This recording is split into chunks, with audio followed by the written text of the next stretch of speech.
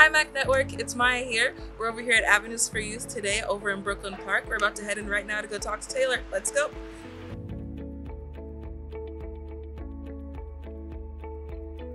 I support the youth on their day-to-days. I make sure they're on track, and I'm just like their confidant. And then for food service, I do meal menus and I do food orders, and I keep the kitchen up and keep food regulations and things like that. When I interact with the youth, I feel like my job is more, food is like a comfort and it's like a reminder of home. So like I try to incorporate that by like doing like family dinners or culturally specific meals, or get them in the kitchen to cook with me or come talk to me and things like that. So I feel like food is a big part of like everyone's life, from if it's your culture or if your day-to-day. So just recognizing it's just not a meal, that it could be more than that, is what I kind of like try to push. This is our nurse's office. We have a nurse that comes in once a week, every Wednesday, and we have a doctor that comes in every other week, and then we have a therapist that comes in every other week too, or by request and appointment. And all those services are free to the youth whenever they need it. And yeah, this is the space. We try to kind of keep it like homey more, so like a comfortability thing. So like having like little decorations or having even the scents, and like in here it helps with them opening up. And we also will come in here and talk to them if we have like needed a one-on-one or like a more intimate conversation, just because like of the lighting, and like it just makes them feel more comfortable than like say going into like a regular office, a more like formal kind of like principal style, like so this is way better. My name is Frederick Hunt. I'm a youth support specialist at Brooklyn Avenues. I've been here roughly 4 months. Being a youth support specialist, mainly, you know, being there for a youth when they need someone, you know. They feel like they can't talk to everyone or certain people, so being someone that they can confide in, you know, come and tell all their secrets to. Not even all their secrets, problems, anything, you know, kind of being that crutch for them, you know, the ones that don't have it. A lot of people see us as a shelter, you know, and like I try to push people away from that term. You know, calling them homeless youth or homeless teens, I don't feel like that's the right term to use towards them, especially in the position or situation they're in, because no one, like, I could be having a great day. Yeah, I know I stay at a group home or something, but for someone to come and be like, oh yeah, you're homeless, you stay at a homeless shelter, you know, that kind of breaks my spirits. You know, I know what situation I'm in.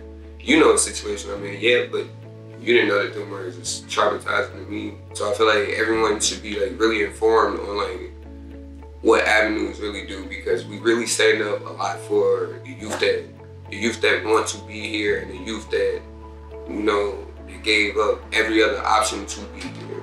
And a lot of people do come off really hard about these decisions because they feel like, okay, we have these things in the state that we live in, but you're not utilizing them.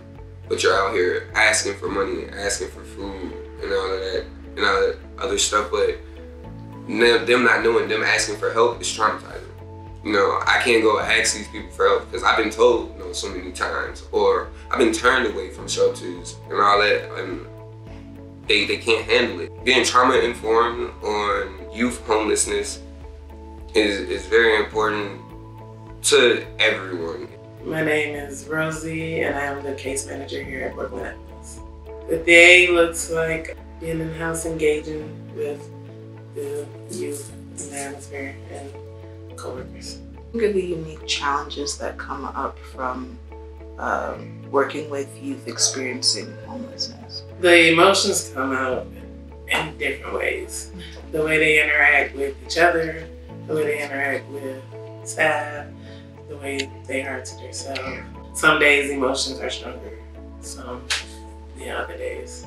Want to say something to someone and it may come off wrong, so we're going to practice how to maybe come at that with a different angle or a different tactic. So getting them to understand that makes it, I think, it puts it in their eyes as in like, this isn't forever. Like this is a temporary situation. Now I either can benefit from this or I can be harmed from this, or get to say, be big and have an attitude with everybody, and then like not feel that warmth. Because when you're mad at someone, like it's like a cold feeling that comes into you. Like you don't feel connected with people. You feel at odds with everyone. Even the people you don't fight with, like you still feel weird energy because now you're feeling like, so like getting that all out of us and just recognizing our mistakes and moving on is important. Hopefully it's working. I'm excited to see it bring into like 5-10 years from now and just being like, what's going on? And I don't care if you're in a different situation or if you're in a better situation or if you're in the same state. I just want to know what's going on. Like I can't wait for that.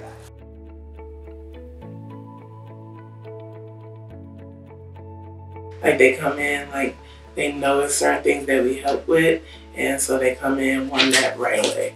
And it's like it's a process. So it's like patience, and because we don't want to, we can get you housed, but we don't want to just rush and get you housed and then you can't maintain it and you possibly come back to the situation. We want to get you the proper steps and independent living skills needed so that you are able to sustain, keeping housing. This would be like our youth rooms that they have. It's just important to make sure that they're comfortable. When they come in, they do get we give them their comforters, their blankets, shower stuff that's culturally specific.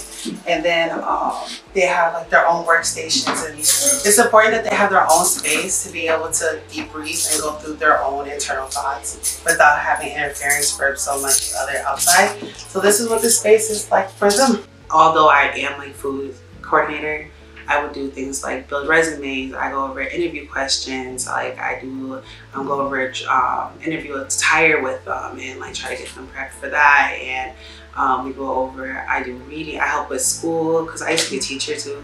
So like I tutor, I help with schoolwork, like all that in one. So it's just more of like, what is your immediate, how can I make your day easier today?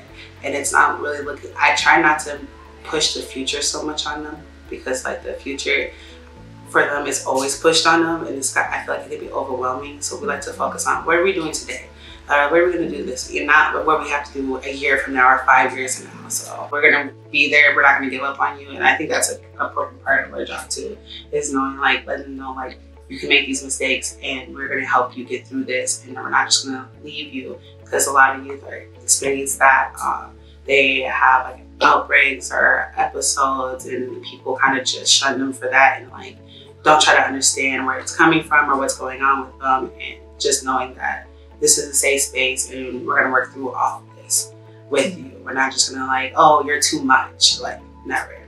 A lot of people think that we're just babysitters in a shelter, that we just come and watch kids and you guys probably don't even do much and yada, yada, yada. That's usually what I get a lot from them. I don't feel like I'm babysitting. I feel like my job here is more than they're entering the world without all their tools in their toolbox. So it's our job to figure out what tools are missing and how to put them in there. And but able to do that while working around and developing their emotional and their judgment making skills too. So teens are misunderstood. So which goes into the patience. I have a child who's the same age group, and it's okay, well, I can see kind of where I could have did some things differently or needed more understanding and patience here. And the youth are very intelligent. Here, they have a plan, and they just need that grounded support to help get the plan going or keep it flowing. This is our living room. This is their hub per se. They all gather here. They have their movies and their game systems, the TV. They also game together, so they have multiple systems sometimes. They have their bookshelf with normally gets used only in the morning. I see people read in the morning, but not in the day. And then they have a whole craft station over here for any artistic expression options. So yeah, this is the heart. Everything happens and everybody gathers here. these are like where we would hold like family dinners in here with the round table with all the chairs out. Our talk squad doesn't matter. We're all here, and the point is just to be able to feel that grace energy in the space. And yeah, it's a good time. This is our kitchen where I spend my time most of the time.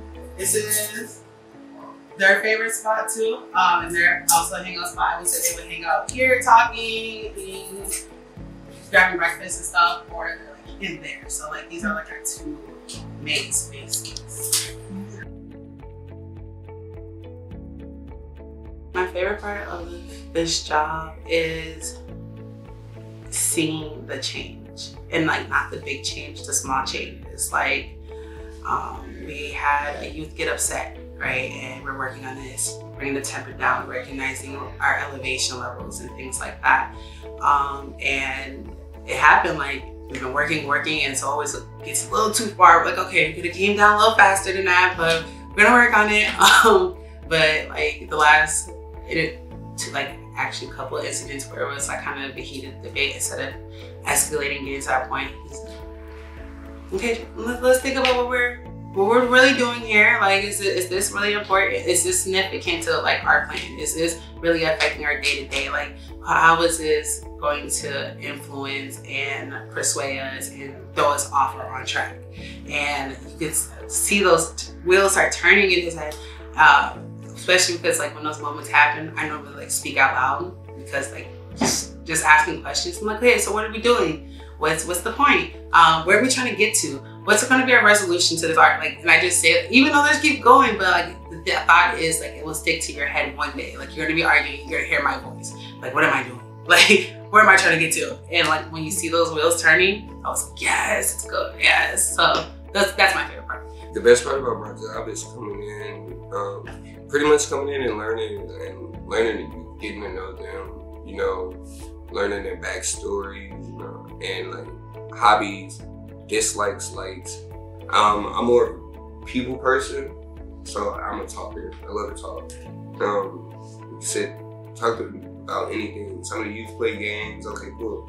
Bring my game in. I'll play with you guys. You know, me personally, I just like being here. You know, more of the fact because like I was once in their shoes. You know, and it hurts for me to see them like that. They're here to learn how to live on their own, you know? And like, in the midst of learning, it can be stressful. Like I know when I found out I had to live on my own, it was hard, you know? It was before, like, I didn't know about avenues. I didn't know about this and there. I didn't know about a lot of the different programs until I started working here. And to see that I could be the one that shows them, look, we got this program. You want to finish school, we got that program. You want a good job, you want to start a trade, we got this program. You know, I didn't have that, so being able to give it to someone else that needs it or that can use it for good, it's a 10 out of 10 of a day. Avenues, I would say, is my favorite job so far. Avenues is very welcoming. There's room for growth. Even if you don't think you are ready for growth or like different positions, like the staff, they encourage and support. I've been asked from other shelters to come back or this and that. Like, no, I'm fine, bro. Seeing the youth laugh and smile and interacting with each other. Because sometimes some of them come in so guarded and distant, and when you see them start to merge and interact, it goes from like they come in kind of parallel way, and then they're together. But that's when I hear them, even the disagreements, it's still like, oh, they're interacting. Mm-hmm. So, because it's also given to like that social part of life, which with COVID we kind of missed out on that. So just back inside these walls, we're together. May not always get along, but we figure it out. It's family. Yeah. Work it out so that we can continue moving forward, because we're in this together. So that was Avenues for Youth. It was so great to be able to talk to all the awesome staff and really see what's going on firsthand. If you're looking for any other resources about Avenues for Youth, we'll make sure to link that below in the comments. See you in the next one.